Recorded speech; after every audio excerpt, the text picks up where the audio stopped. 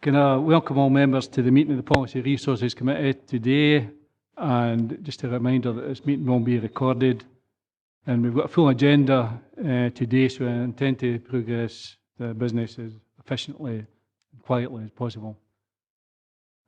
Okay, any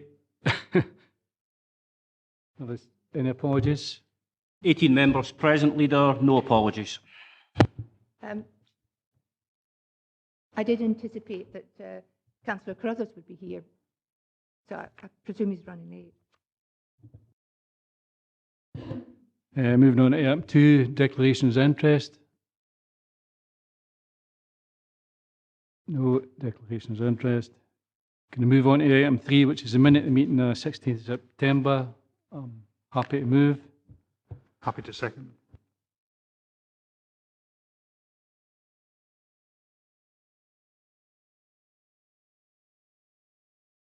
Okay, if we move on to item 4, this report provides members with an overview of the details of the recently announced local government finance settlement for 2015-16.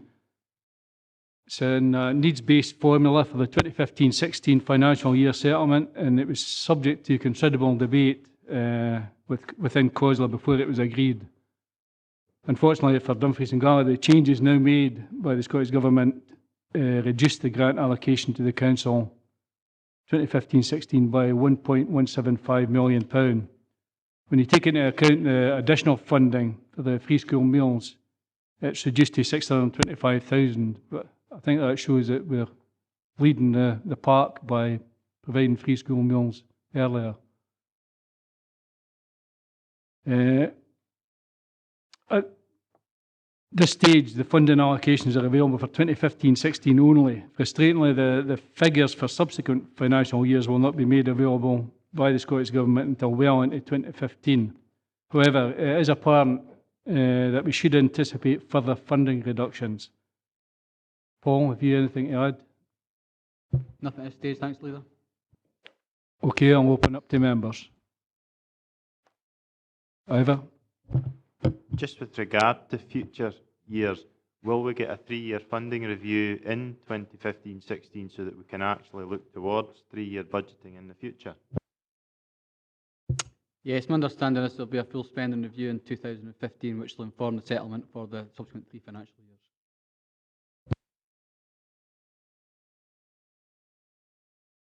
Okay, Alistair? On that basis, sir, I would simply move that we note the terms of the report and the recommendations. Okay, can we note 2.1, 2.2? Thanks. We move on to item 5.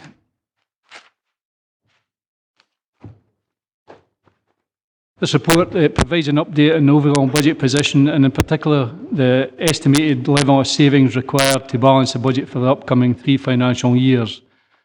It takes into account a review of the corporate budget model and reflects revisions to planning assumptions which were previously reported.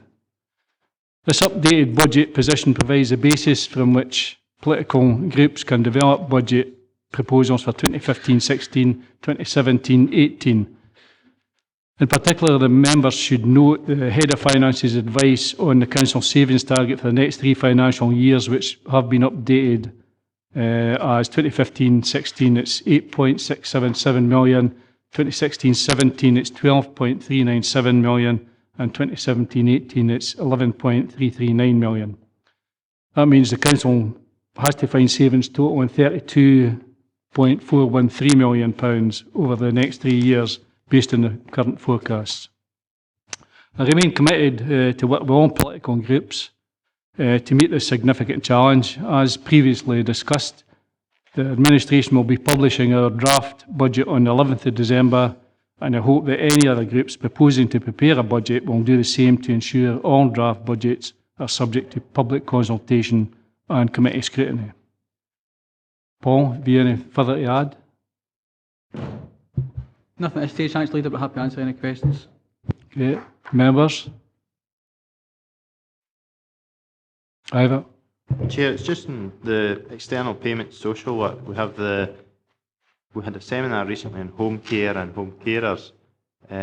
Is there anything being built in to that sort of figure to actually allow us to possibly bring, one of our priorities is to try and encourage people to pay the living wage, and are we doing anything within this budget assumption to actually bring it up? Because it was saying they were struggling actually to keep it at minimum wage, although they're paying above that because of if they're travelling half an hour somewhere, they just get paid for when they're there and half an hour back, and it doesn't actually pay them the minimum wage if they work it out that way. In terms of corporate budget setting, the approach has been simply to make a general allowance of 2.5% for an uplift on the overall home care budget. That budget's £29 million, so that's an actual additional £725,000 into the budget. How that's actually allocated will be based on detailed reports come forward to the Social Work Committee itself. Yeah. Just to make members aware that a paper is going to COSLA leaders on Friday, which is suggesting a proposal from local government to the Scottish Government to fund living wage across the whole social care sector. And obviously we'll feed back to members the results of that meeting and any further engagement with the government following on from that. Okay, Jane. Could I just have a clarification? 4.51, the schools PPP, the 2.7 uplift. Can you just explain to me why it's 2.7 as opposed to 2.6 or 2.5 or whatever? I wonder if I could just check. There seemed to be some dubiety on page 42 about the community safety fixed penalty notice income. Could somebody just clarify whether that is or is not actually available to us? Yeah, the annual uplift that applied to the schools PPP is based on a detailed formula that's reflected in the schools PPP contract. It's linked to a combination of general inflation and also wage inflation. So the basis of the figure of 2.7% is based on current indications of the level of uplift required based on that formula at this stage. That's something that's explained in more detail through reports to the Education Committee, which receives an annual report on a detailed review of the schools PPP sinking fund, so it's reflected in that.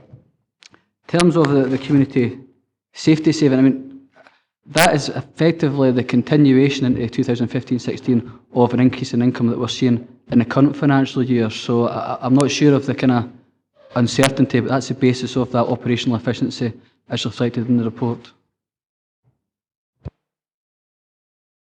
Okay, Roy. Yeah, Chair, it's reference to 4.4.2.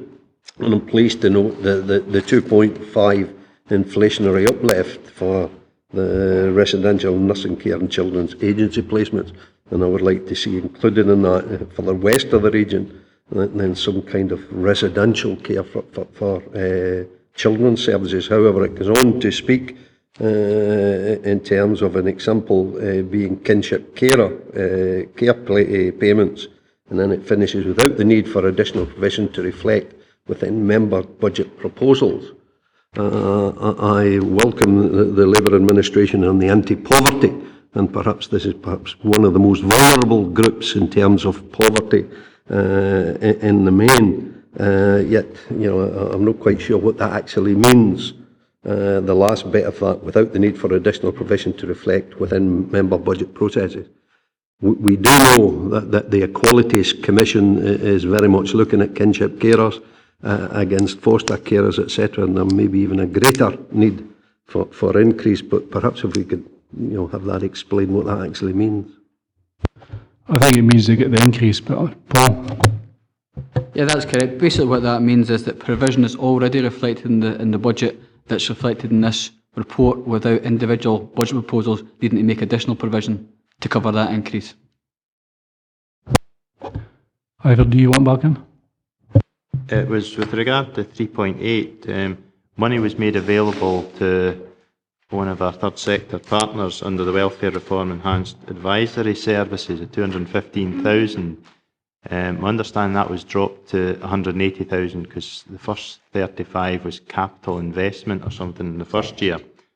I'm just wondering, I think we signed a 3-year contract with them to provide that service, the enhanced service, and we've only funded it 2 years. is that money available to look at the further year, or are we saying that this should be used elsewhere for policy development? What's reflected in the report is that we're now in the final year of the initial agreed allocations, so that fund is not automatically carried forward for that purpose in the new financial year. But as reflected in the report, there's in the current budget model is £1.59 million available for members' policy development proposals, and it's up to members obviously to determine how best to utilise that going forward. Okay, can we move to the recommendations? Can we note 2.1, 2.2? Okay. We move on to item 6.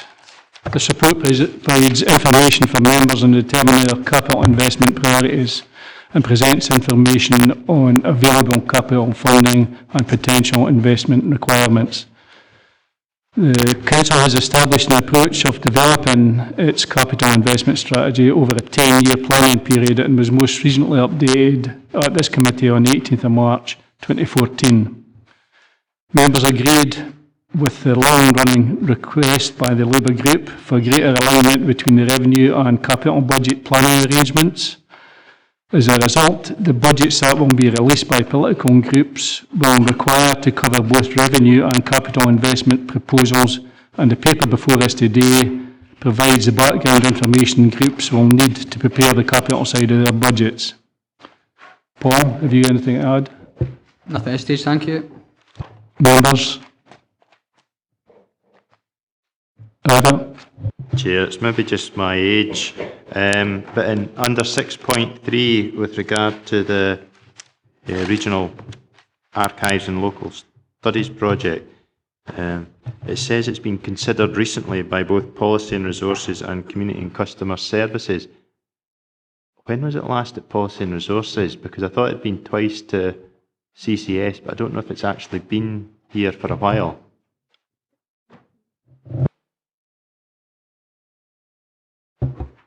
I couldn't give you the exact month, but it's certainly been in the last 3 or 4 months it was at Policy and Resources Committee, because that's when the initial increase in costs was identified. It was then referred back to Community and Customer Services Committee from there. But certainly the increase in costs of £270,000 was initially reported to Policy and Resources Committee. So it was your age. Right. Okay, members, can we go to the recommendation? Oh, sorry. Members? Jim? As it says in page 59, the Sederunt Waterfront project as considered by full council on the 25th of September. I asked at that meeting under what policy all of the money received is being treated as capital, considering the capital policy says for the sale of property. The total amount of money is 217,000. However, only £58,000 of that was actually for the sale of land. The rest is for rental that's already been received, and that is going to be received up until December. When did we make the decision that rental money would be treated as capital? Because that's not within policy. I appreciate the member's comments. There wasn't a formal decision in that respect, but basically it's as it is income generated on corporate surplus assets. That's why it's been attributed to that corporate funding pot that supports the overall capital investment programme. Therefore, when the areas of land come back to the council and the Sederunt Waterfront project sells them again, that will be a capital receipt. So therefore, the council is getting 2 bites at the cherry for those 3 areas of land. It's income generated on the council's surplus assets, so it's attributed to corporate resources. Just on the same subject, Chairman, with your leave, I did take heart at a recent seminar from remarks made by Colin in terms of the overall Sederunt Waterfront project, where he did say he was meeting with the Cabinet Minister on Finance, and perhaps at this stage, if we could increase our lobbying ability because we do require a lot more money to develop the Stranraer waterfront and to lobby the Scottish Government, as it makes reference to it in this paragraph, to try and see if we can increase the amount of money coming out from Scottish Government on the capital monies required. Jane? Leader, page 82,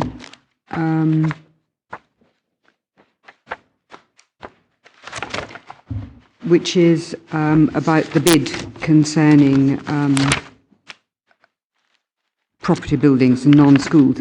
I just want to be completely clear. The scrutiny committee, before, I have to say, I got whisked off it, so I'm not sure what the scrutiny committee finally did decide, but it decided that it was a bit concerned about the fact that how transparent the system was, where DG First got offered first dibs, so to speak, at these sort of contracts. And really, I suppose what I'm asking about is, how do we know as members that that the price will then be obtained from DG First? There should be sort of an explicit injunction, in my view, that DG First doesn't, so to speak, tool up for projects which actually ought to go out, because that's happened in the past. Things have been taken through DG First, particularly I'm thinking about school buildings, which did not go out to tender, and which actually, arguably, might have got a better price had they gone out to tender. So I really just want to understand the system whereby we can be sure that we are going to be allowed to see this being procured across the piece without DG First, should we say, investing in order to take part in these projects. I'm not aware of that practice taking place at DG First has first bite of the cherry every time. But, I mean, there was one, and it's probably a memorable one in people's minds about Burn Statue, for example. That was a DG First one. But, so I don't know who can answer that. Either. Chair, my understanding is that that report will be coming back to scrutiny just to see how actually they are allocated. There was concerns with regard to the fact that they might get the cherry picks, but we don't know that, and there was no evidence, but we need the evidence to actually see how they're doing it, and we're going to bring that back. Okay. It's fine. Members, can we go to the recommendations? Sorry, Jim, you went back in? Yeah, thanks. The meeting on the 25th of September delayed the decision to today for the money for the sale and lease of land in Stranraer. I would like an answer today. Having considered what all was said regarding during the time of the notice of motion, I am reluctantly will agree that the £58,190 that was received for the sale of land should be considered as a capital receipt and stay in the centre. However, for the lease of land, which is 159,000 that we expect to have received or will receive up until the end of December 2014, I am quite happy to put a motion that we allocate that to Stranraer waterfront, and it is ring fenced, and as suggested in the report, it is added to the economic development. Yeah, I think the opportunity for you to do that was maybe in your budget. If you're, when you're drawing up your budget, you could maybe do that there. My notice of motion went to... Sorry, I didn't ask you back in, Jim, did you? Okay. Anybody else just now? Ira? Just one thing. See, on the templates that we do have, there's some reference to revenue savings possibly being achieved. Could you actually put them against the actual proposal, so that if we are looking through to see a revenue saving, that might actually give you an ability to actually save some money and increase your capital pot availability. Could that be done? Yep. It can. Jim? My notice of motion went to full council. As far as I was concerned, the decision on the extra money was delayed until today for it to be considered here today. I don't see why I should have to wait again and put it within a budget. It was, if you want to use common language, the decision was kicked into the long grass until today. Are we actually going to kick it into the long grass again? Colin? I'm quite pleased Councillor McClung's telling us exactly what motion it was I put forward, but I can be very clear to him that what we put forward was to refer the matter to Policy and Resources to be considered as part of the wider capital investment strategy, and that's what we're being asked to do. Now, we did agree, including the previous administration, that the capital investment strategy should be taken alongside the revenue budget, and obviously groups will be asked to publish their draft budget on the 11th of December. Presumably when the SNP published their draft budget on the 11th of December, it will include £271,000 towards the waterfront project in Stranraer. I think our budget will be slightly more ambitious than that when we publish ours on the 11th of December, but I think they have to be taken in the context of the entire capital investment strategy. We have over £30 million to allocate in a particular period of time, and we have to look at all those particular projects, but I was very clear that it was referred to this committee to be considered as part of the wider capital investment strategy, and we have a policy that capital investment strategy is agreed with the revenue budget.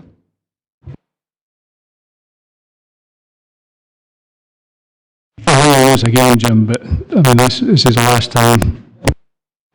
Yeah, thanks, Leader. Well, with the last time, I formally moved the motion that 159,000 of the money that was reported on the 25th of September at full council in the notice of motion be ring-fenced for Stranraer waterfront and added to economic development. I formally moved the motion. I don't think we can do that, but we'll bring Derek in.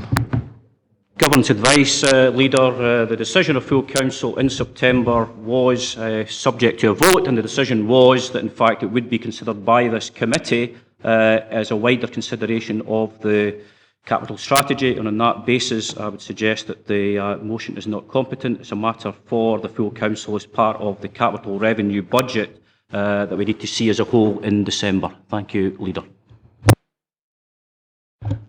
Okay, I'm going to move to the recommendations. Sorry, Jim. The play areas and playing fields. It states the revenue costs for the programme could be slightly reduced owing to the reduction in repairs. Could I have an explanation why there is a reduction in repairs?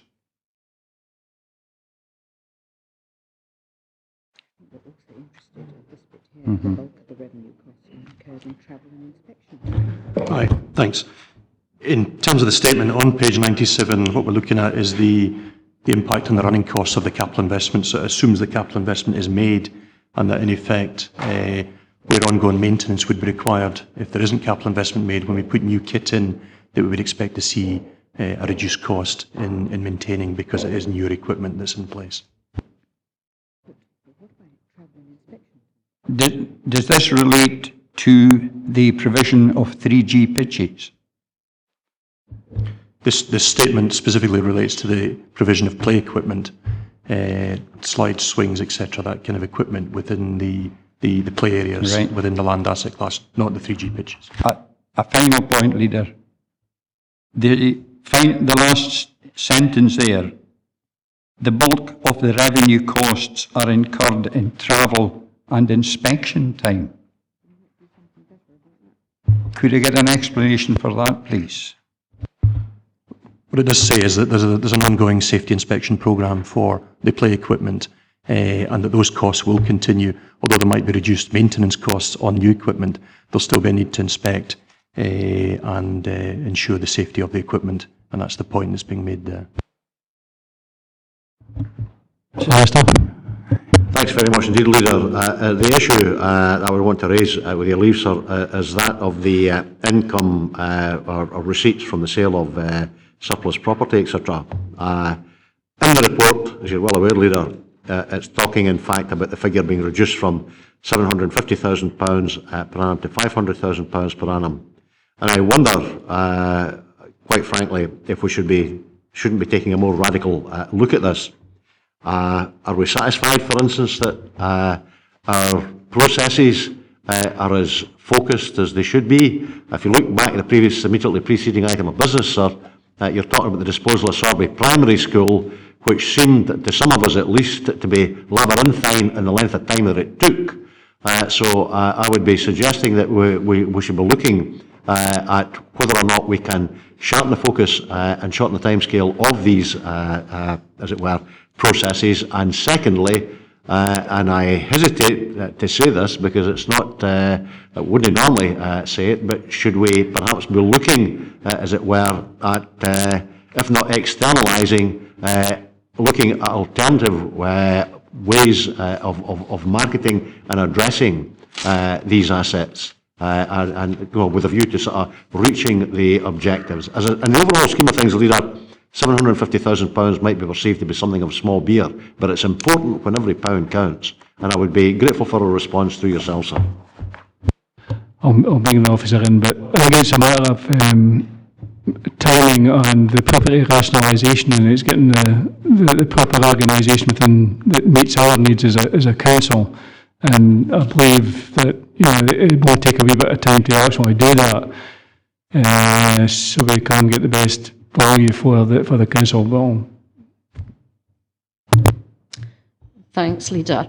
In relation to the second point, that's something that we've actually started looking at potential different ways that we could be marketing property itself. But that's obviously subject to looking at things in the round to see the best way of doing things. On the first point, specifically in relation to Sorby Primary, that clearly had to go through the statutory school closure process issues as well. We can often find that we have title issues to resolve before we can release a property onto the market, which occasionally can cause quite lengthy delays, but we do things as quickly as we can to get things onto the market. The figure that's there, £500,000, is what we feel is a reasonable annual figure that can be achieved over the next 10 years. Market conditions are clearly a significant part of the equation. We do have a number of properties that can sit for some considerable time where the value or the market offer eventually has to be reduced in order to try to sell the property off. Alistair. Well, I do appreciate that Sorby, had to go through the relevant statutory process, but the point I would make, Leader, is that quite frankly, it seems to some of us, and from information that I'm picking up on the basis of councillor inquiries, I hasten to add, I think that for instance, there are delays in occasions in the production of such as property condition surveys, etc. And I would be hopefully one of the last people in this chamber today who would be, as I say, creating an impression of a pitch for the likes of estate agents. I regard them only marginally more favourable than I do bankers. But as I say, I think if needs must, we've got to be looking at radical solutions with a view, in fact, to taking these matters forward and to achieving the objectives that we've set for ourselves. As I've said, Leader, in the overall scheme of things, it might be small beer, but given our current financial circumstances, every last pound counts. Timescale, sir. Ms. Matheson was talking, in fact, about bringing, looking at it. What sort of timescale are we talking about, Leader, please? Sorry, Chair. What's timescale in relation to? In relation to looking, Leader, at other ways of sharpening the focus and shortening the timescales, etc. I took that to be the first part of a response to my questioning. Sorry, that's something that we're looking at just now, and within the next 5 to 6 months, we should be in a position to lay out how we would propose to do it. Clearly, it relates to the fact that there are currently post holders that do that specific job. the review that I'm doing currently, I would estimate within 5 to 6 months would be in a position to see how we would do things going forward. Gavin. Obviously, within the budget, there's considerable decisions members may bring forward in relation to property rationalisation, etc. So, in line with the timescale of members setting that ambition in February before the start of the financial year, I'll ensure that the results of the work of how we would sharpen the pencil are brought before members at the same time before we move into implementation. I'm grateful, sir, for Mr Stevenson's response. Thank you. John. Thank you, Leader. It is actually on the same point, but we have had a response now. I do think it's a valid point and we are needing to look at it as a council. There are some issues there.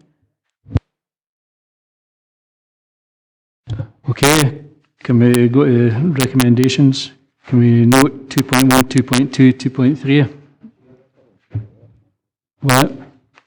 Yeah, Chair, I did mention how we perhaps could increase or indeed looking at page 60, how we could take into account the Stranraer waterfront project.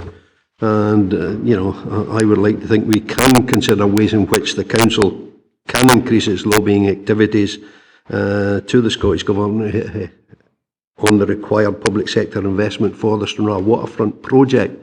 And I would like to think we can build this into the recommendations today.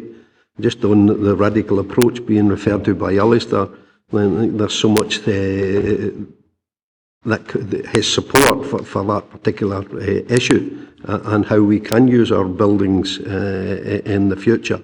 I would like, that's already built in from what has been said in response.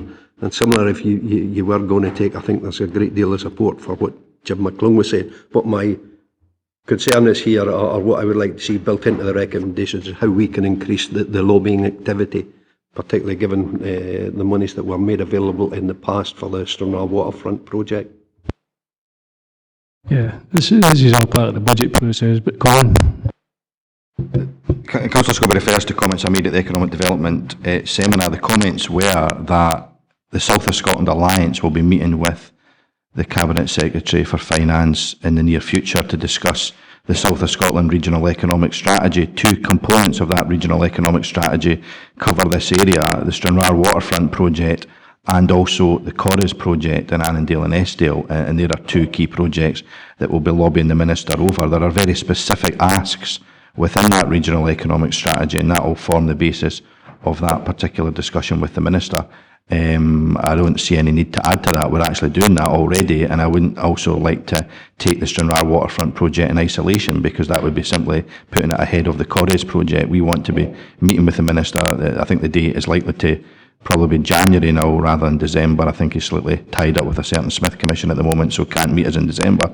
But we'll be meeting with him to discuss the Regional Economic Strategy, and that's been reported to the EEI Committee in the past, and that's a priority for this Council. So that's the strategy that we've adopted. We've actually got to a situation where the Minister is willing to meet us to discuss our economic strategy, which I think is a major step forward from what's happened in the past, and that's what the whole aim of the South of Scotland Alliance is. I wouldn't like to see us take any action that undermines the fact that we do at long last have the ear of the Minister when it comes to these particular issues, and we do have very, very specific asks in relation to business plans around the waterfront project, around what we're trying to achieve in the M74 as well. We can't, no point in just going to the Minister saying, give us some money. Frankly, that's failed in the past. We have to go and say, these are the specific things we want to achieve. This is how Scottish Enterprise and the Scottish Government can support us on that work.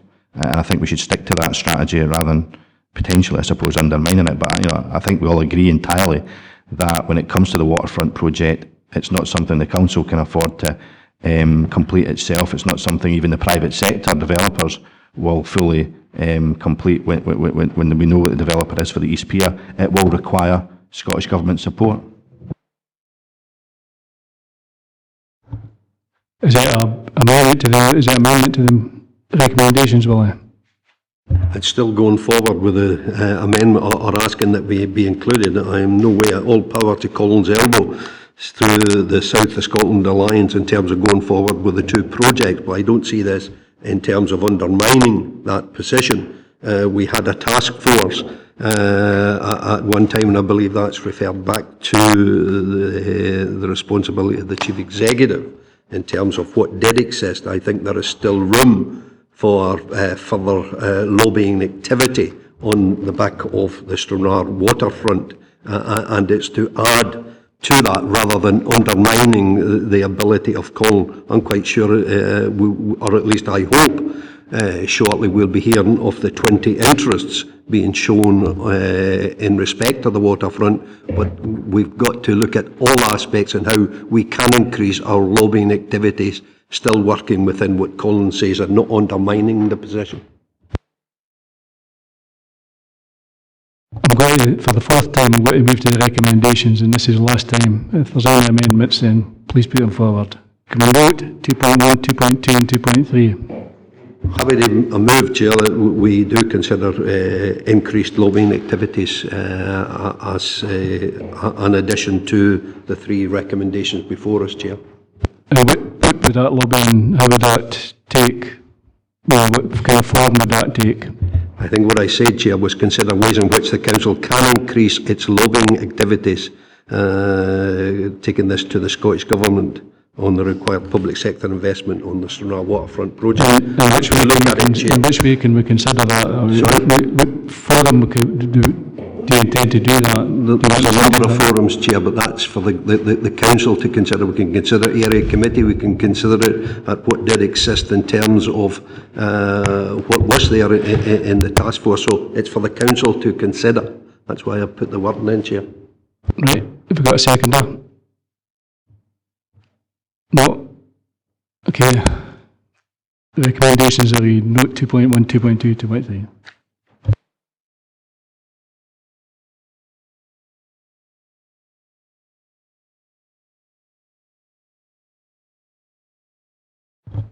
Okay, we move on to the revenue budget item 7, monitoring report. This report provides a summary of forecast expenditure in this current year against the budgets available for each of the council services.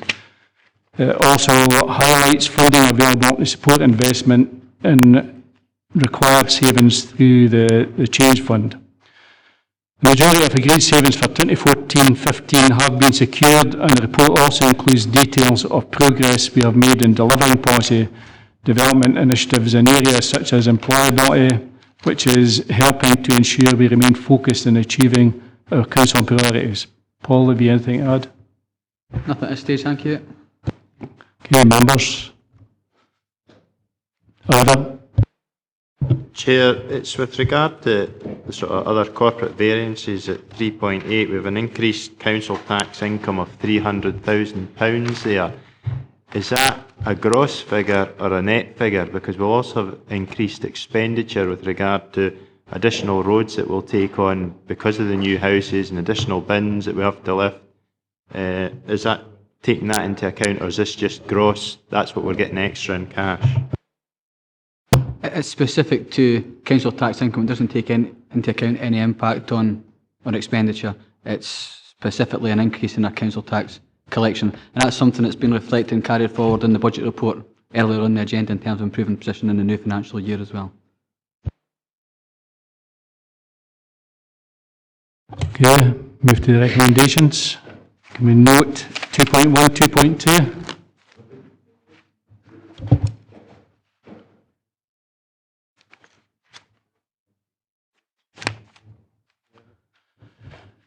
Moving on to item 8, this is a Chief Executive Service Budget Monitoring 2014-15. This report provides members with an overview of the financial performance against the budget for Chief Executive Service 2014-15 based on the monitoring information for the period to 30th of September 2014. While there are minor over and under spends projected across the services, the overall projected outturn position is break-even, with the savings target achieved. Anything to add? Members, can we go to the recommendations? Can we note 2.1, 2, 3 and 4?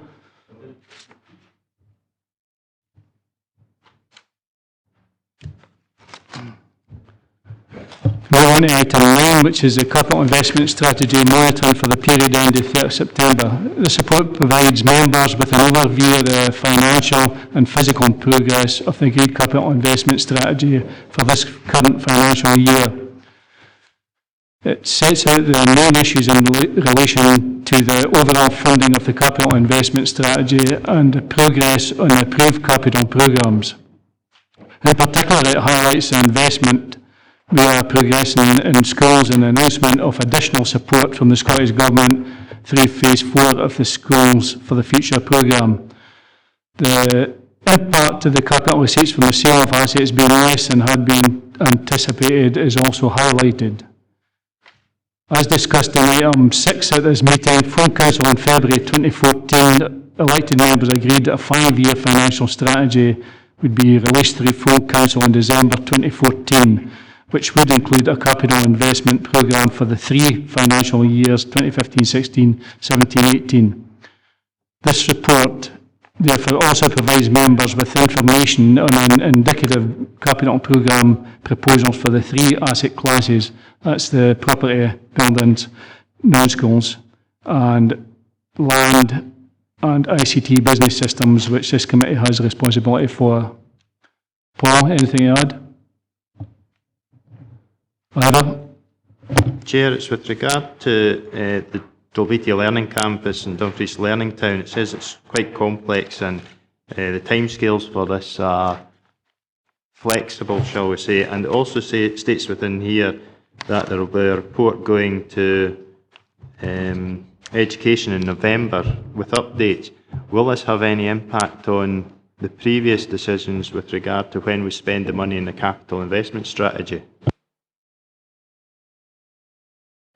No, the approach taken in the earlier report on the capital investment strategy basically kind of isolated the impact of the schools projects from the remainder of the investment strategy. What we're looking at the minute is in consultation with Scottish Government and Scottish Futures Trust to clarify some of the additional funding being made available to support schools projects. So that may impact on timescales, but it won't impact on the overall capital investment strategy.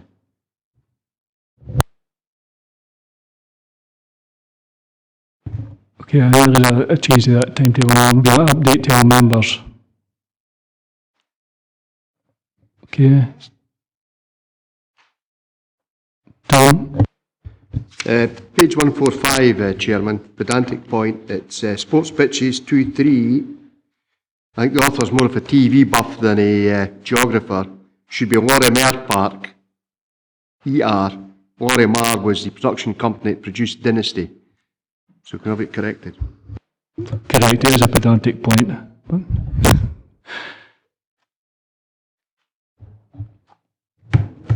Okay, Jim. Thanks, Leader. Page 149, the burial grounds in Wigtown. Park Cemetery, Wigtown, it states erect fencing. That is not the information which has been given to the local community council. They have been told that a new hedge is being planted. Could that matter please be clarified?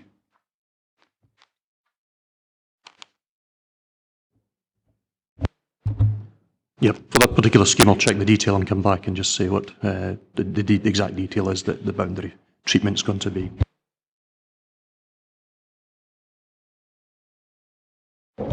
Okay, can we go to the recommendations? Can we note 2.1, 2.3, 2.4, 5 and 6 and approve 2.2? Thanks.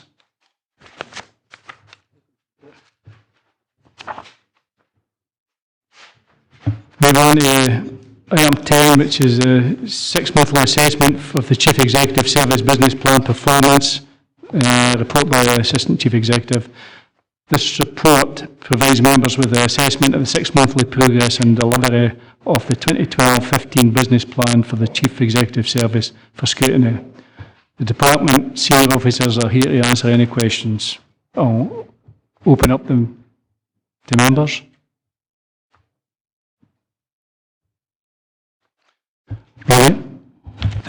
Thanks, Chair.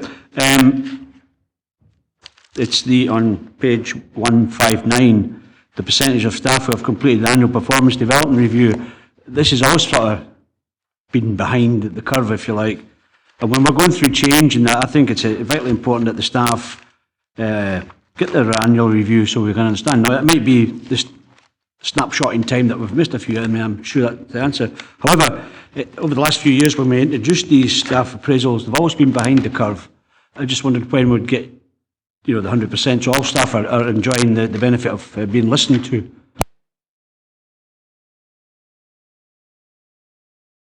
Paul. Thanks, Chair. We've actually made particular engagement with all directors because, as you can see, we're actually slipping behind the curve.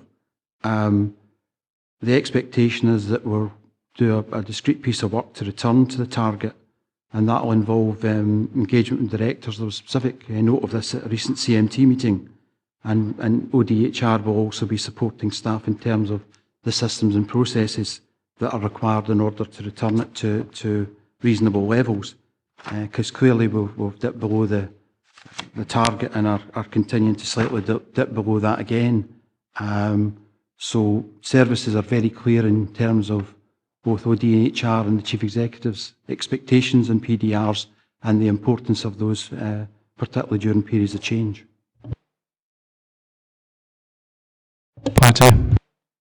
I just would like to ask about, it's on page 163 under effectiveness of our business system. Oh, I have done. Sorry, I'll speak into it, that might help. Page 163, effectiveness of our business systems, and it's DG19, percentage of stage 2 complaint responses issued within statutory timescales. And I notice on the exception report you give the reasons, but I'm not entirely sure if you've got the solutions in place and whether that target is going to remain up at 80%, which we're clearly not meeting, or whether you aim to reduce it in order that you can meet it. Derek. Thanks, Leader. Quite clearly, there's a huge gap between the target we set and what we're achieving just now, and that's acknowledged. We've made a lot of work on this recently, I can assure members. But for example, it's quite clear in the last 2 years we've actually doubled the number of complaints we're now dealing with in this council, and that will be the subject of an annual report to the Audit and Risk Committee in December and the analysis of that. At the present time, we are working very closely with services to ensure that greater attention is paid to the timescale, but also that the right skill set exists within the council to deal with what are complex complaints, potentially when they move to stage 2. So the member's quite right, there is a reason to be unsure that we can make that progress. I can assure members we are now making progress, and come the end of this year, the gap between what we aspire to and what we're currently doing will be closed, and that will be quite significant given the actions we're taking, and that will be the subject of a further report to this committee at the end of the year for the performance report. John. Thank you, Leader. On page 169, again, it's to do with, well, actually, it's to do with the fact that to do with percentage of staff who've completed their annual performance, and I'm not really trying to get at Paul here, but basically, if the HR department can't get themselves their house in order, how can we expect the rest of the council to do it? And I think it's a big issue when the HR department are sitting at 66%, and I think that really needs to be addressed. Paul? Chair, I absolutely agree. Unfortunately, each of the categories, we have staff that fell within those particular categories in terms of sickness, secondments, maternity leave, and not actually been in post for 6 months. So there's an explanation there, and I have to say we've already improved to be on 71%, and we'll continue that process. But you're absolutely right. Okay, can we go to the recommendations? Well, we 2.1 we've reviewed. Sorry? John? Yeah, thanks, Leader. It's just on DG19, the effectiveness of our business system on page 163. The percentage of stage 2 complaint responses issued within the statutory timescale and the related exception report. is there any danger of an outside body coming in and giving us sanctions because we're not complying with this statutory timescale? And given that it appears to be that it's the individual services who are causing this, is it not about time that the full council or the corporate council actually decided that we may actually have to make sanctions against the services if they're not complying with the statutory timescale? And as regards statutory timescales, page 164, respond to FOI requests within 20 working days. This is a statutory requirement.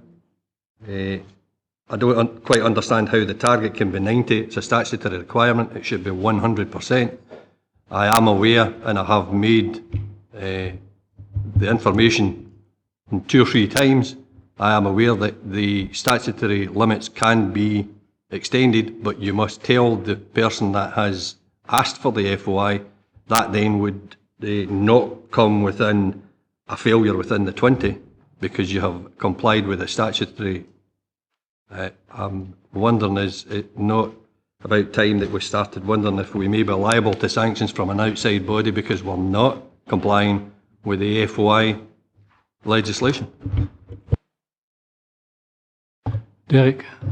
Thank you, Leader. In terms of the first question, Councillor McClung, we're in discussions regularly with the Scottish Public Service Ombudsman, and can assure the member that at this point the actions being taken by this council are being seen to be positive and proportionate by the SPSO. But he's quite right to highlight, as Councillor Gilroy did, that there is a gap between what we have set as a target and what we're currently achieving, and there is corporate measures now in place within all services to ensure that in fact we get this considerably better in a very short period of time.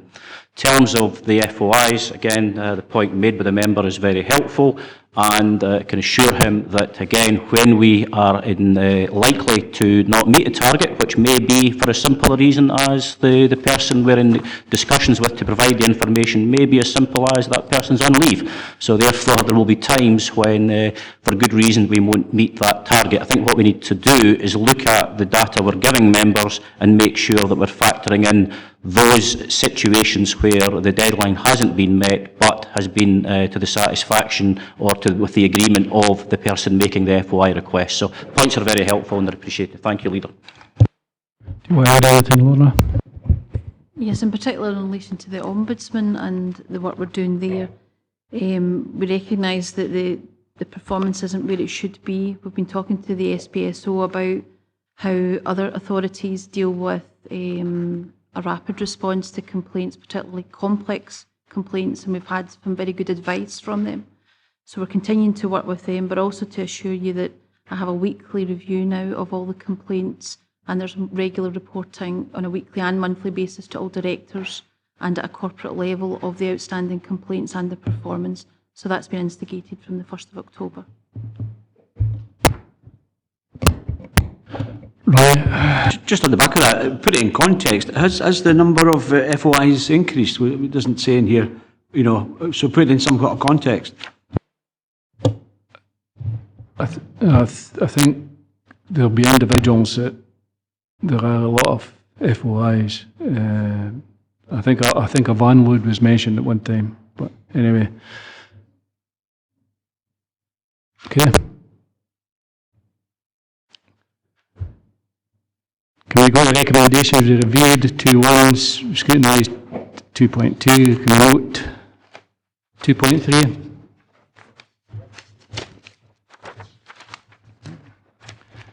We go on to item 11, which is a service review, training and development services. I don't know how many times this has been, I think it's third time. But members previously agreed the scope for a service review, training and development service across the council and set outcomes from the review. This review has now been completed and officers are now presenting options to deliver those outcomes based on the scope agreed. An enhanced service at less cost with better access for staff. This report presents the options identified during the service review. Members in considering these options are being asked to select the preferred option for implementation. Paul? Anything to add? Thank you, Chair. I think most of the content's within the report. Happy to answer questions. Members? Jeff? Who are the members of the review group? I couldn't see that within the report.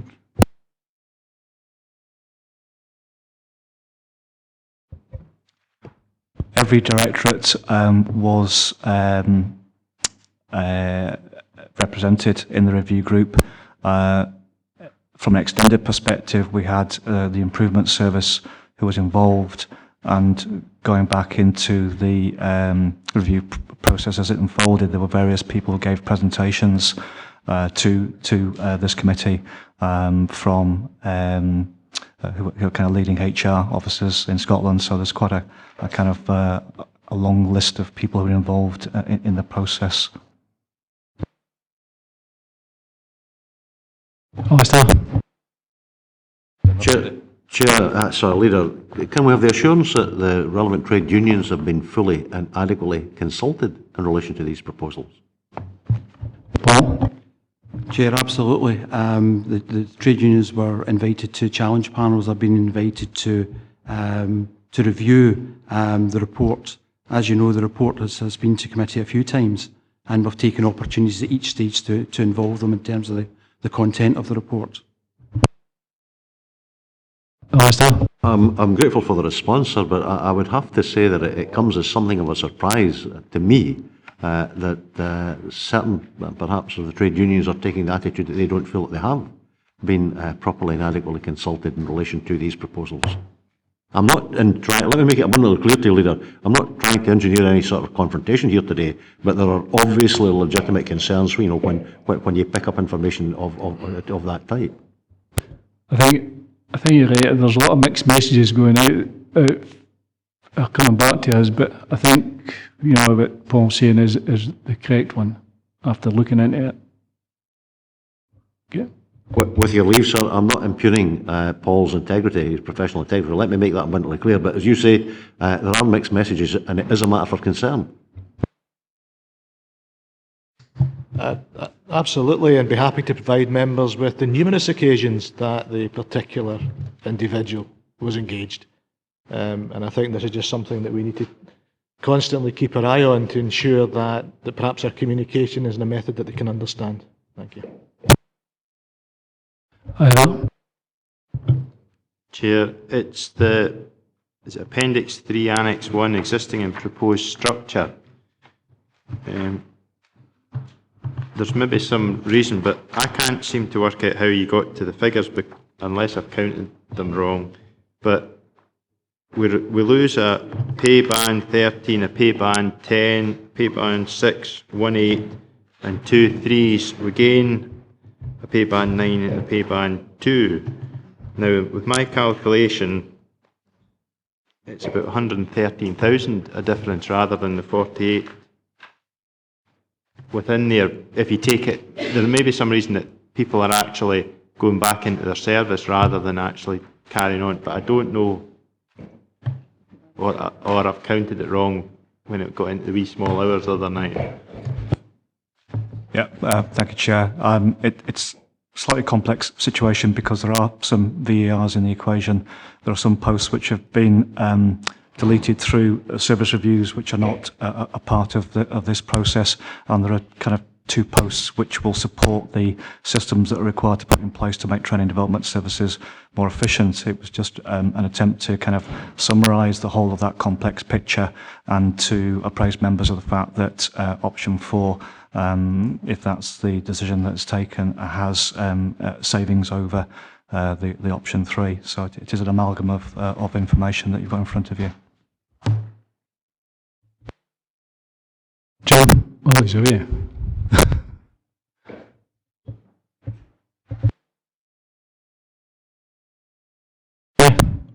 Yeah, thanks, Chair. If you turn to page 180, 3.18 under challenge, it's interesting you've got the 3 categories of training.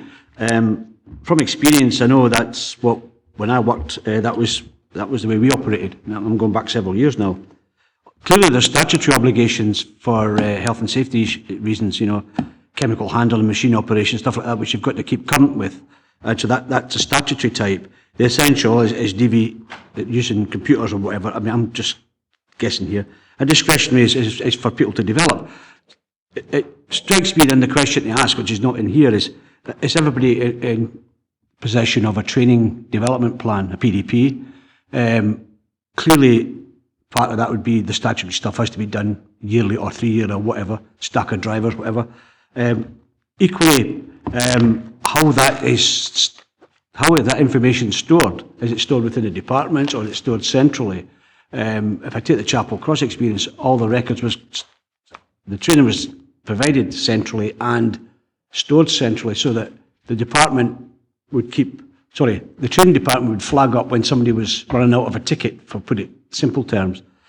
It's not explicit in here. Now, the reason I'm saying all this, I think option 4 would lead us to that holistic view, which would be better for delivery of service. And the only other question I wanted to ask, Chair, was the recharge in an internal market. Now, each department would carry a budget for training, and that would be identified through the personal development plan, or there's a corporate budget set that people can bid in against. I don't know how that's going to work if we move to the option 4 with the recharge.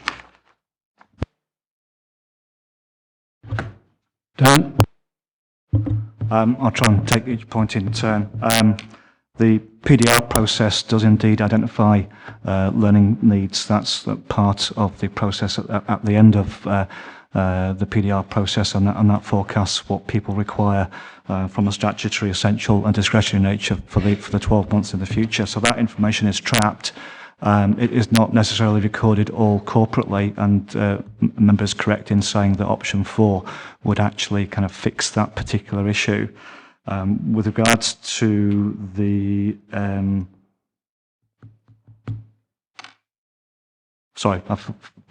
the final question was? Well, there was storing of records, so they held training delivered through the departments, and the training records held by department.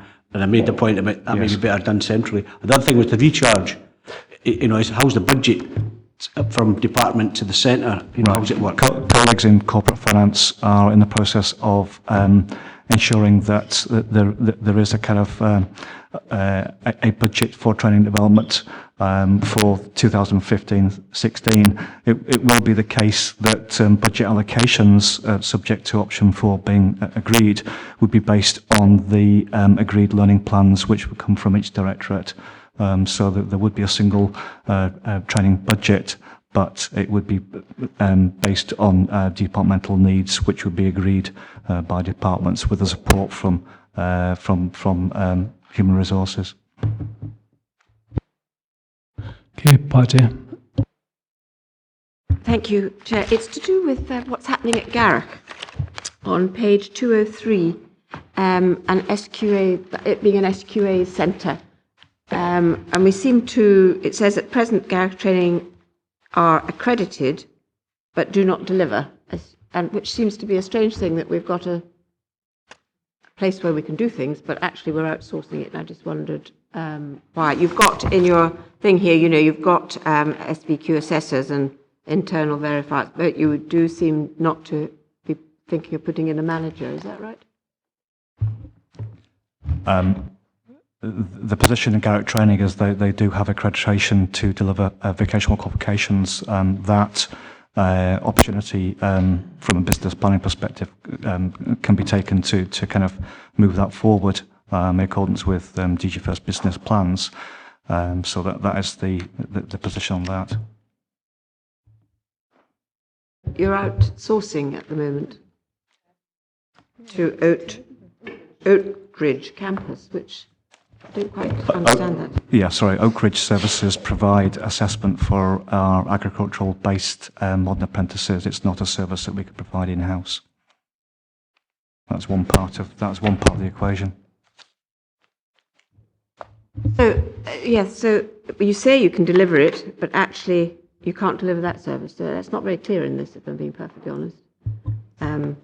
Because you say, for example, Oakridge campus currently delivers an SBQ. You don't say that can't be done, because the previous sentence you said you do have a training facility to deliver SBQs.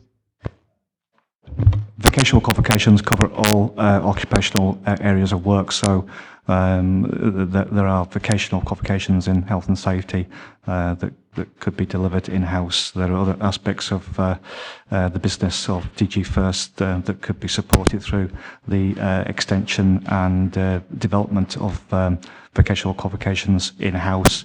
It just so happens that the horticultural-based modern apprentices assessment is outsourced because there are no people within the council who have that occupational competence to provide that service. Sean? Okay, can we go to the recommendations? Sorry, I didn't see there, Jane, sorry. Sorry, I thought you must have missed me. I rather agree with Councillor Hislop that I was mystified by that number of posts and the service review on page 207. But that rather pales into insignificance because I think probably what we're going to have to do is monitor this as members. It's not clear from the plan leader as to how we will monitor this. Will we monitor it through service committees? Will we monitor it as a policy and resource committee? How are we going to know that there is a level of success in all of this? I mean,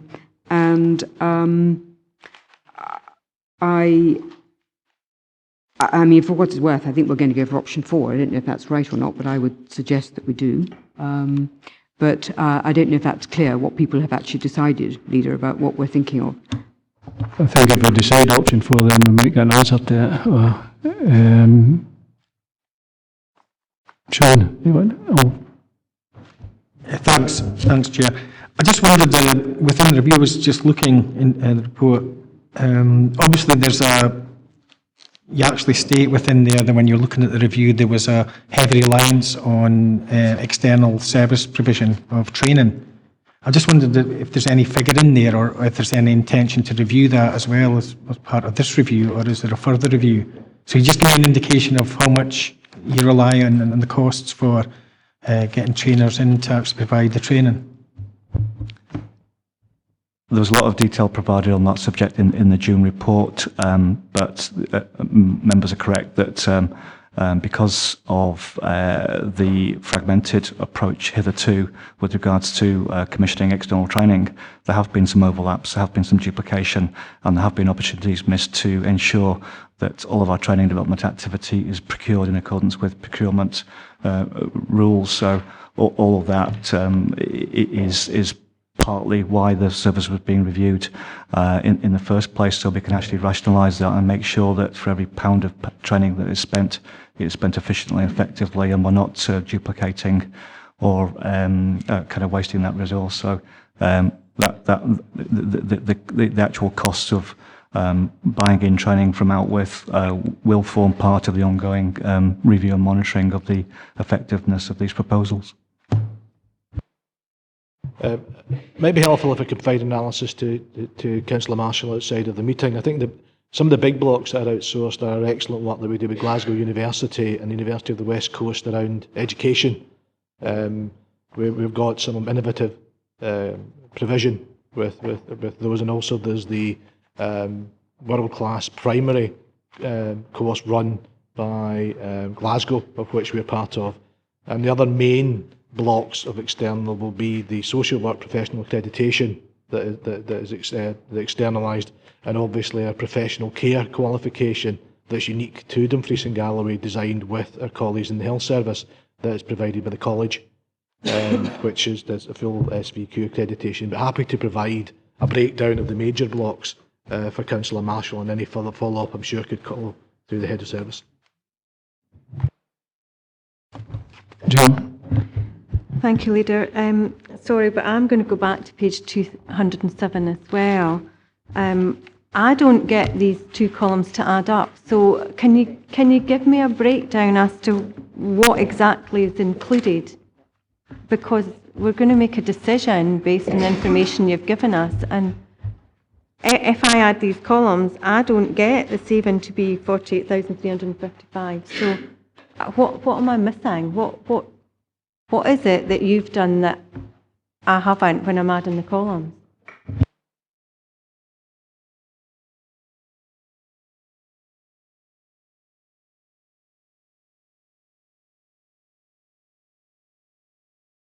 Has anybody got a calculator?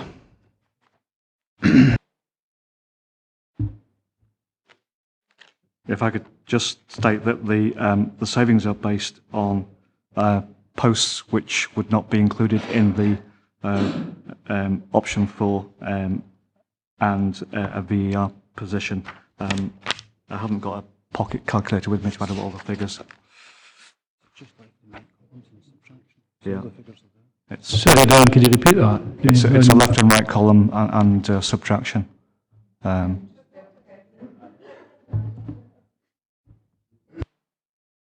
Sorry, it doesn't add up.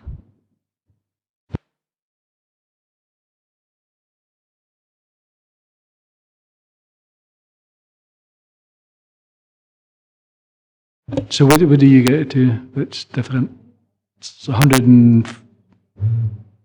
what do you mean roughly? 130. What's all this roughly business? Well, we added it up, and I've added it up quickly in here, and I still don't get it to add. But there might be. It looks as if it might be something to do with 2 posts, but you know, why are they there?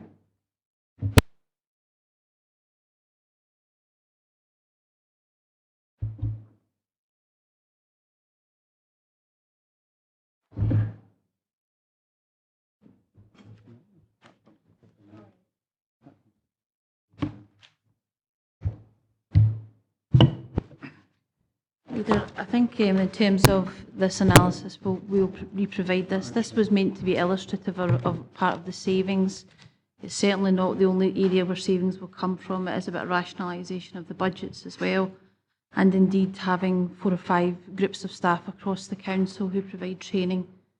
In particular, a large team in social work, which is disproportionate to the rest of the council, and with some services with no dedicated training resources. This is about an amalgam of them. What I would say to members is that we'll give them a full analysis of the proposal and the breakdown of this, and clarify those questions from Councillor Dykes as well. Leader, I'm sorry, but if that is the position, then I don't think we can make a decision. Because what it's telling me here is that there's a saving of 48,355, and I don't think that's correct. Now, I don't know why it's not correct, but it isn't correct if you add these up. So can we, I mean, do we defer the paper? I mean, what's the situation about the decision? I mean, we deferred it before, but if we can get clarification on some of the figures and that, if we get clarification, then we can move forward. Gail? Thank you, Chair. I don't want to defer it because I think it's important that we move forward with it, but I do think we do need clarification on the figures, and it seems to me that there's 2 posts there that have now been deleted that are being included in the column.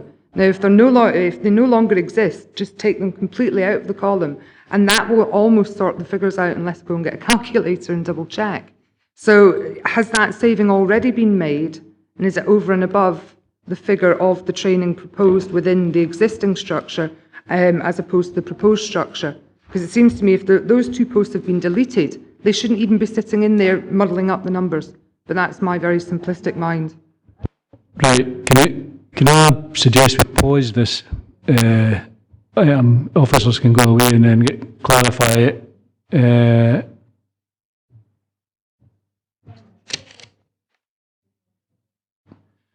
We can also move on if officers go away, and then we can come back and restart it. Okay.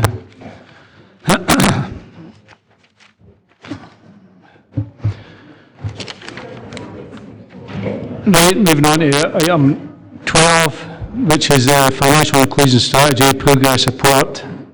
The Council agreed a Financial Inclusion Strategy and Action Plan for 2013-17 with 4 key strategic themes of financial capability, advice and information, income maximisation and affordable credit. This report provides an update on progress made with implementing that strategy and action plan. Clearly, in developing our new priorities, we have been clear that we want to protect our most vulnerable people in our communities, tackling the causes and effects of inequality and poverty. The good work of the financial inclusion provides a strong base to build on for a wide-ranging approach to tackling poverty with our partners and other agencies across the region. The work on financial inclusion and the recent launch for work on anti-poverty strategy led by the Council through a joint approach are good examples of this. John, have you anything further to add to this report? Thanks, Chair. No, nothing further to add to the report. Happy to take any questions. Thanks, Chair. Okay, members. Right. Yeah, it's a question or an observation, whatever way you want to look at it. Some of the reds are consistent right across identified partners, and there's several subheadings. A few members attended a seminar in Easterbrook launched by Gavin about 18 months ago about social inclusion and the welfare changes and stuff like that. And one of the key things that came out of that workshop was identifying our partners so that we worked together and there wasn't duplication. So the way we delivered the benefit changes and help people in financial inclusion. Now, they're all red, and I thought it would have been an easy job to find out in 18 months who our partners were and what they were delivering. So I'm a bit disappointed to see that consistently in the red right across the 3 sections or 4 sections. Yeah, thanks, Chair. I think it's more a kind of a statistical expression of us saying it's an ongoing piece of work because new partners emerge, new projects emerge, and what we've said in the performance report is that it sits at about 77%. We know all the partners that we're working with through the financial inclusion strategy, and we're bringing on new partners all the time, and it's an acknowledgement of the fact that we'll never say we've contacted everybody, because there'll always be new initiatives coming up, new opportunities, new partners both locally and nationally that we'll need to work with. So it's really trying to capture the fact that it's an ongoing piece of work, rather than saying that we don't know who's out there delivering services. Can I come back to you? I appreciate what you're saying, and that's true, but then the traffic light reporting system doesn't help that, because there's no narrative, there's no exception report to tell us. It just looks bad if you look at it in the traffic light report. And so I totally appreciate that, you know, things change and they do, the dynamic. However, you've put it in and you put a target in, so, you know, it's making the rod for your own back, and maybe we should look at that. That point's well made. We'll take that on board in terms of future updates. Thanks, Patty. Thank you, Chairman. I'm looking at income maximisation, and it's to do with the number of employed people supported into a positive destination, which has done well across the region, except for Annandale and Eskdale. And I just wondered what the reason for that was, because I think it's done very well if you look at the other targets that we set to reach, and it's been good. But something happened in Annandale and Eskdale for that not to be achieved. I just wonder what it was. Can you share the line now, John? It's on page 217, sorry.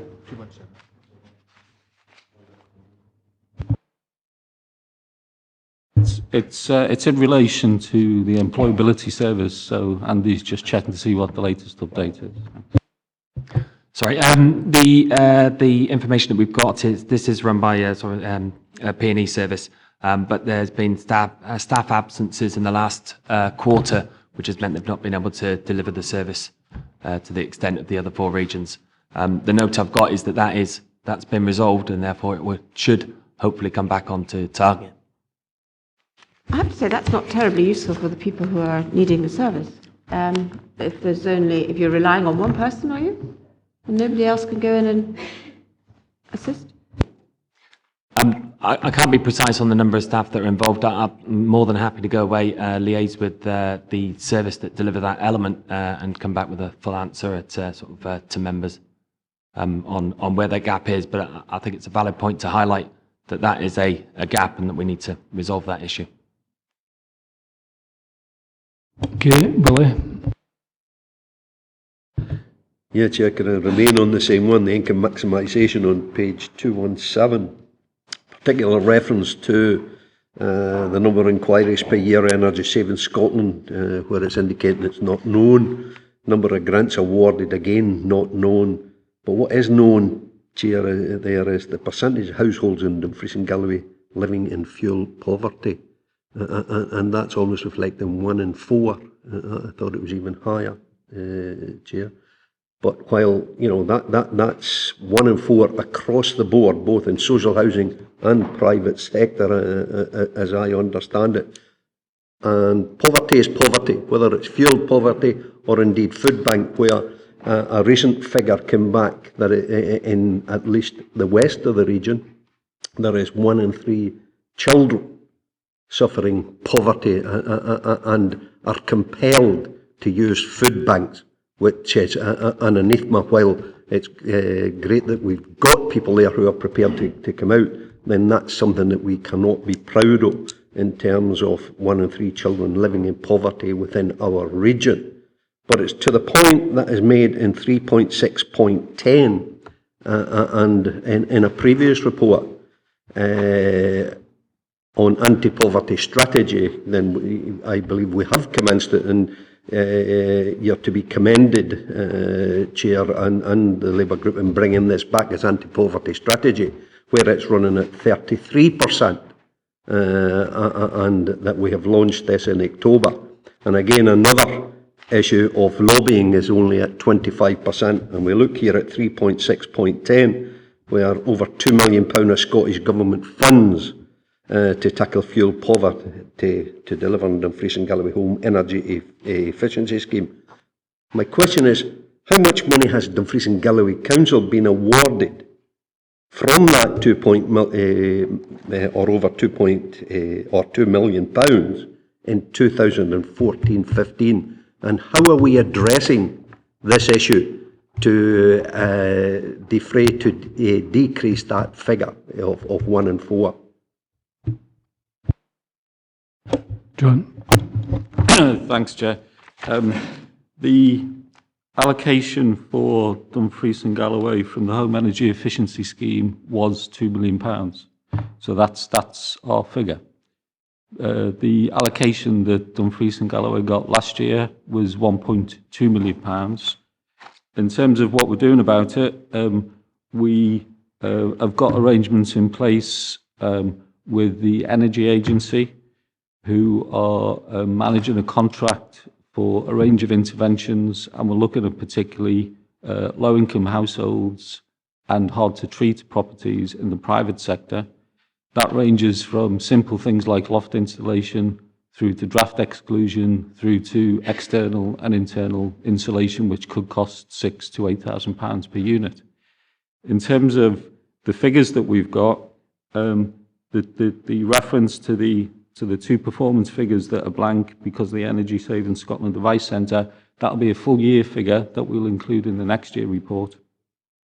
But for the energy efficiency programme that was ran for 13-14, we received 461 inquiries and undertook 297 installations. That's with the £1.2 million allocation. So with an extra 60% this year, the £2 million, we anticipate being able to increase that significantly. The Energy Agency have assessed that those 297 installations from last year will result in about a £2 million saving on utility bills for the affected households over the life of that installation. So it makes a real impact, and it's work that we're trying to do more of. We expect that the Scottish Government will provide this kind of funding, not sure what the level of funding will be, but this kind of funding for the next decade or so. So this is a long-term project that we need to deal with on a step-by-step basis. John. Yeah, thanks, Leader. My apologies earlier on for not being in when I was called. I had to be somewhere else. However, I was aware Councillor Geddes was going to ask the same question as me, and as I had spoke. It's really in connection with the items brought up with Councillor Ogilvie and Councillor Gilroy. There are others throughout the report that are on alert status. Page 215, FISO 21, page 219, FISO 23, and page 220, FIS 048. It might have saved some time if there had actually been, as there is normally, exception reports for alerts. It may have saved us time and officers time actually explaining if the exception reports had actually been attached to the report. Do you want to take that suggestion forward, John? Yes, I accept that. The particular performance indicator crops up at a number of points, but it's essentially the same measure. So we accept that point. If we'd have provided an exception report with an explanation of the approach that we've taken, I think it would have been clearer, and we'll certainly address that for future progress reports. This is the first update report we've done for the financial inclusion strategy, so we'll certainly learn and improve for the next 6 monthly report. Thanks, Chair. Jeff? Just going back to page 220 in the credit unions, FIS 048, credit unions promote to all council and NHS staff across Dumfries and Galloway concerns about capacity, so may amend to short term. Is this promoting them as an alternative source of borrowing or an alternative source of saving? Because obviously the ability of a credit union to lend is directly proportional to its ability for people to save within it. So are we actually promoting both aspects of that? I know Edinburgh City Council are doing this very well with one of their credit unions. Thanks, Chair. Yeah, the work that we've done in partnership with DGHP and Lawburn to fund the credit union development worker was really to provide additional expertise and capacity for the credit unions that operate in the region to try and build their business and build their business model. We took a report and a presentation to the Welfare Reform Subcommittee in September that highlighted the work. One of the key achievements, I mean, there's been a number of things that they've done, but one of the key achievements is that the development officer who works with them led on a bid to the Enterprise Ready Fund, which is a Scottish Government initiative, and Solway Credit Union secured £44,000 of funding. That's enabled them to significantly expand their business model, expand the potential reach of operation. And in terms of them increasing membership of the credit union, it's both saving and borrowing, but you need the savers in first. So the approach that they're taking is incremental, and the first step that they're looking to do now that they've got some capacity in place is that they're working with DGHP initially and promoting membership of the credit union through DGHP's staff group, and that will happen in January. And then once they've established that base, they'll be looking to other organisations, including the council and the NHS. What they wanted to do was make sure that they could walk before they run. And what they don't want to do is come to a staff group that involves potentially 6,000 to 8,000 potential customers and not have the capacity to deliver what they're promising. So it's very much incremental, but there's been a huge amount of work done over the last 12 to 18 months, and we can see that growing over the next couple of years. Brian. Thanks, Leader. Just to ask John if he's aware that under the Home Energy Efficiency Scheme, that a client who has successfully applied for assistance under that scheme in the past week has been advised that the work can't take place before May 2015. And given the time of year and the temperature drop that we look to, I think that's most unfortunate. And I wonder if you're aware of that kind of backlog being evident out there. Thanks, Chair. Certainly wasn't aware of that backlog, and I'll certainly take that up with the Energy Agency and the contractor if Councillor Collins wants to provide some details out with the meeting. In terms of how the scheme's been managed, we're in kind of an odd position where the 13-14 programme is still being completed and tidied up, which was under a different contractor For the 14-15 award, we went out to tender again, and there's a new contractor because some of the issues that we had with the previous contractor around performance were not acceptable. So we've re-tendered and we've got a new contractor on board. I certainly wasn't aware of any clients being advised of this delay in lead-in time, so I'd be interested to pick that up, and I'll certainly take that up with the director at the Energy Agency who's overseeing the contract. It might be helpful if there are any other examples, you know, or if there's any way to find out that information to see if there's any trend. Thanks, Chair. We've got an officer within my team who's the key contact, and he receives any issues directly from the members of the public because his contact details are on all the information that householders receive. We meet on a regular basis with the Energy Agency. During the contract last year, we were meeting on a monthly basis. The next meeting is certainly before Christmas, but I won't wait for that. So we'll certainly make sure that I'll check with the officer who's the contact for our contract, see if there's any other issues that are similar, and we'll wrap them all up in one look with the contractor, and the Energy Agency is the managing partner. Okay. Can we go to the recommendations? Can we note 2.1, 2.2? Yeah. Move on to item 13.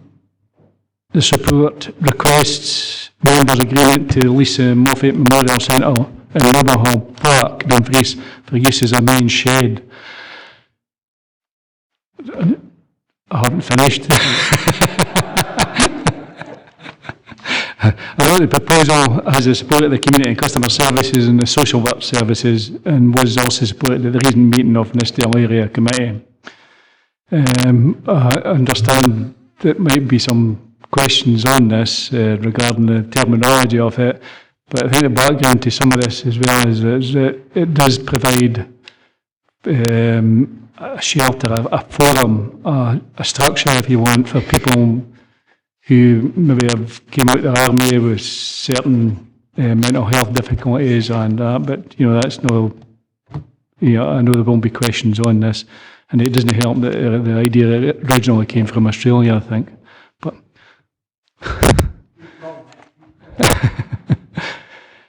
members, Patsy? Well, actually, I quite like things like this. I think this is a good. I don't think so. But what I want to know is, because I noticed some of the activities that they are hoping to happen in here are pretty sedentary. You know, you don't use much energy playing bridge. It's very good for your brain, but it's mental as opposed to physical. And I just hope the hut is of a standard that it's conducive to people wanting to use it, because I think it's a good idea. So, and also, who would be responsible in the future for wind and watertight, keeping it safe and all the rest of it? I just like to know that it's being, that we're not handing on something that's not fit for purpose. Thanks, Leader. The building is in reasonably good condition. It's not 100% perfect. It is suitable for the activities that the group wish to use it for. It's been used up until just last year and maintained by the council in a reasonable standard. The expectation wouldn't be that the group would take on anything excessive in terms of building maintenance and so on. The proposal is that they will pay for all the standard things like the services coming into the building, pay for that sort of thing, and pay for their own contents and public liability insurance. The council would maintain the responsibility for the insurance of the building. But any maintenance issues day to day would be down to the group under the terms of the lease. Okay, and before we go on, I think Councillor McCaughey withdrew that last remark. Ida? Chair, just to say I welcome the report and the reassurance given at 3.7 within the report. Brian? Melissa? Yeah, how nominal, sir, is nominal? Paragraph 3.9, we're talking about the lease being at a nominal rent. Next item, for instance, we're talking an organisation paying £25 a month, i.e. £300 per annum. Now, that to me is no nominal, Chair, Leader, sorry, so it'd be helpful to know that. And there's also one minor observation. Paragraph 3.2, it was for the use and enjoyment of elderly men of the borough. And then 3.3, the building was last used by Georgetown Play Care. Well, that is hardly a use which is in all fours with the testator's wishes. I'll leave it at that. Yeah, please. Nominal essentially means that it would be for £1 per annum, Leader, and it would then be up to the council as to whether or not it goes through the practical motion of getting that £1 per annum from the group. If you've seen it, I don't think it's worth £1, so we're getting a good deal at this. So, Gail? Thank you, Chair. It's just in relation, they want to use it obviously for woodwork and metalwork, which is great.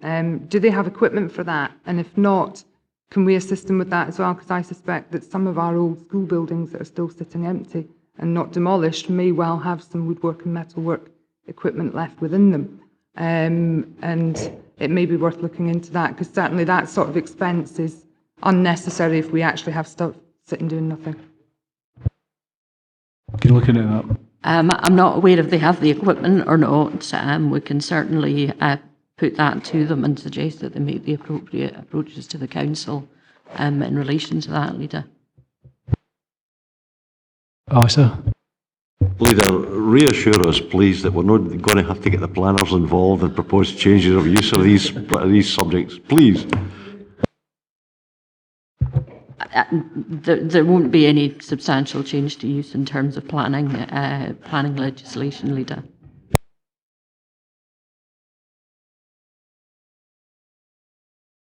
Okay, can we go to recommendations 2.1 no, 2.2 agree and 2.3 agree? Okay.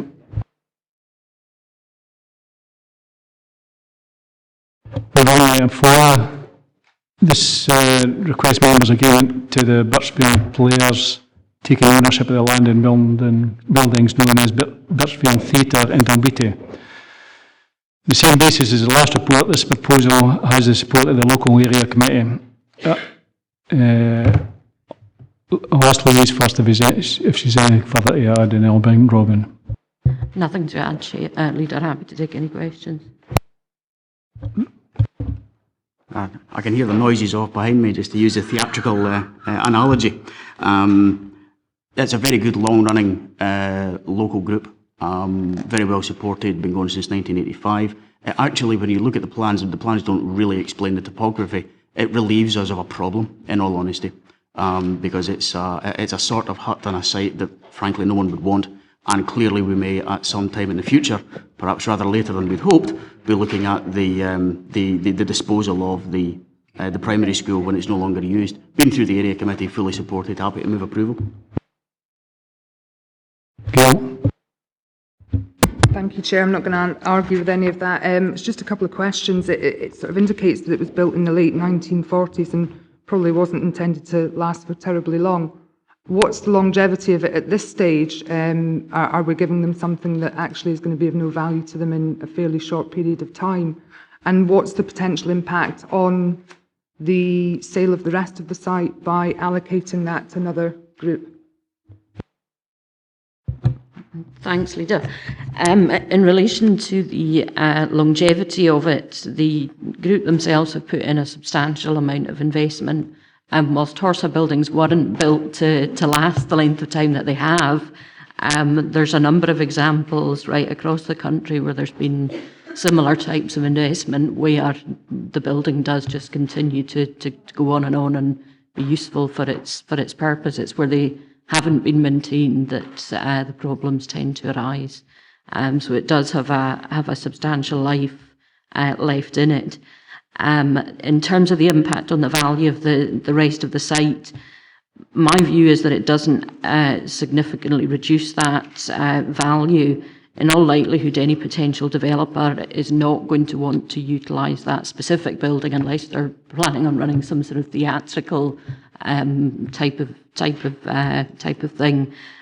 So therefore, the value that they would put on that part of the site that would then impact on the overall would really probably be negligible, because they would be seeking to demolish the building, which obviously has a cost to it. So the value in that sense is negligible. At 3.9, the costs in relation to separating the water supply and creating a basic pedestrian access from the roadside are mentioned.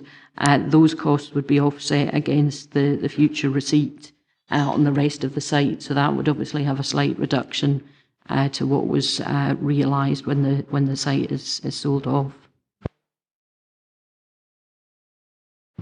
Coming back to Councillor Davidson's point, that if you actually see the site, it actually makes the rest of the parcel easier for us. And I think also maintaining a theatre there to developer would actually enhance the marketability of it as well, given the fact that it's a central feature of the community as well. But no, we've looked at it closely, and it would be very marginal on the total cost.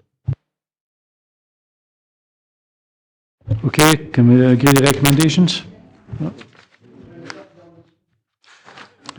Move on to item 15, which is appointment of outside bodies, community safety partnership. This report asks members to consider appointing one member to the Dumfries and Galway Community Safety Partnership. Members? No. If there's no nominations, can I nominate Marion McCutcheon? Okay, thanks. We have nobody here, Mark, so when we break, I don't know if there's lunch, is there? Or? Okay, can we break for lunch, then come back in 20 minutes, 25 minutes?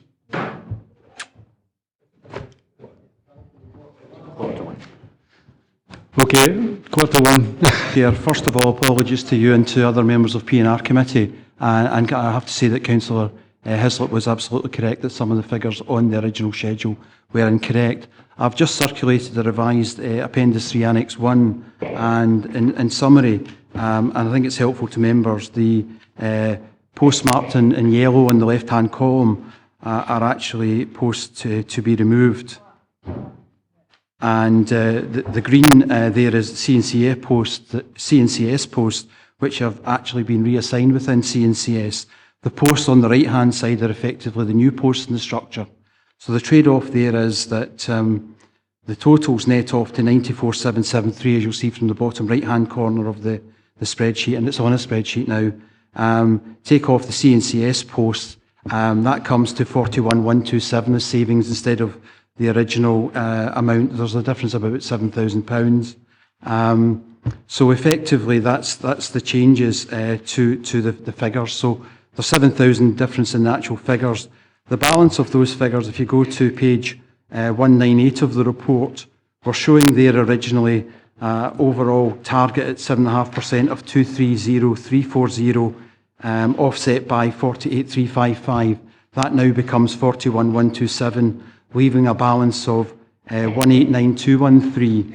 If members also look at page 186 on option 3, single function of the report, effectively through the single system of training will operate, and the other changes that will be made to recharges to achieve the 7.5% savings, use of technology. There's also more flexible use of staff resources and professional knowledge, which can be deployed, and we would hope to run the same level of service, still achieving the savings of 7.5% by these means. And obviously by just a more general overt application of resources across all services with the single service model. I'm happy to take any questions, Chair.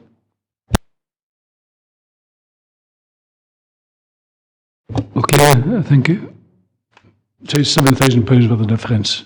You just cost us £7,000. Right, thanks very much for that. Can we go to the recommendations we've reviewed and adjusted? Are we going to select option 4?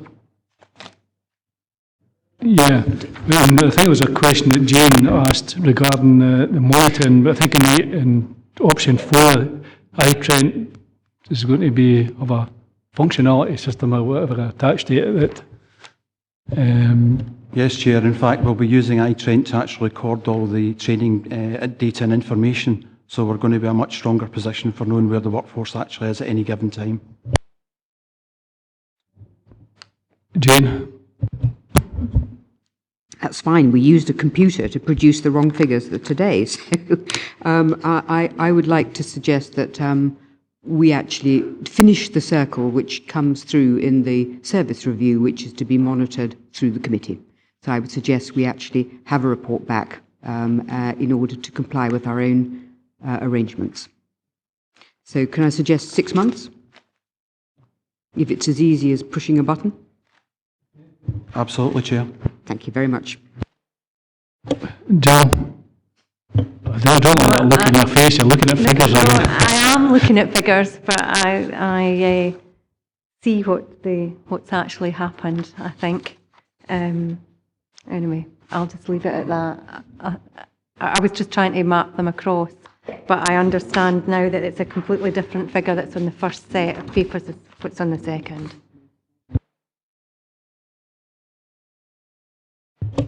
Okay,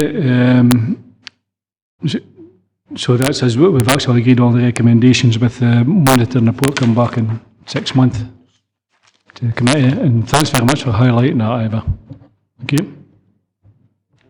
Okay, thank you. I have no other business.